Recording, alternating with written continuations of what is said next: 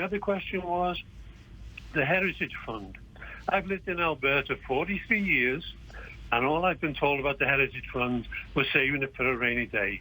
We're saving it for a rainy day. Well, you know what? It's pouring right now. But I do have to say, if you know who, because I can't bring to say his name, gets the leadership of the NDP, you might have a problem in a couple of years' time. So I think Albertans need help now, and I think something should be done about it. That's my question. Well, I'll tell you how I look at the Heritage Savings Trust Fund. I look at it as a tool to ultimately replace our reliance on resource revenue. So I look at it a little bit differently.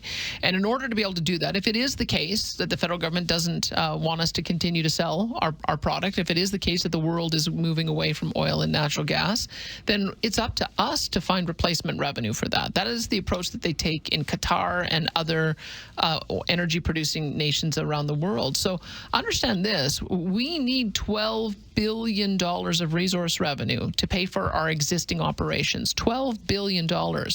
And so what we need to do is to build the Heritage Savings Trust Fund up to a point where it's generating $12 billion worth of investment income.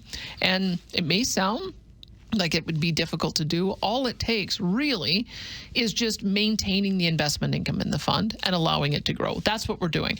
So when I came in, I've been in for 18 months now, but I had influence on 3 different budgets.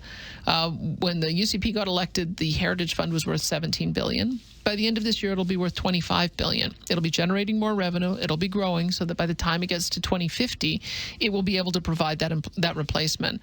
At the same time, we're also maintaining some discipline in our year-over-year spending growth so that when we get surpluses at the end of the year, we're able to give some of the tax breaks, the one-time tax breaks back to Albertans, which we did. We gave a reprieve on the fuel tax when we had the ability to, because we were getting higher revenues.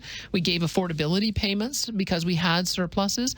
But you have to have the surpluses first. You just can't spend money you don't have, because then we get into the situation that we're in right now. $80 billion worth of debt. $3.5 billion being spent on finance charges. That's $3.5 billion that could be in the pockets of Albertans. And so we've got to be balanced on it. Maintain spending year-over-year, spending restraint. Pay down the debt so that we free up finance charges so that it can be returned to taxpayers. Build a Heritage Savings Trust Fund to create that new source of revenue. And when we get surpluses, share some of it back.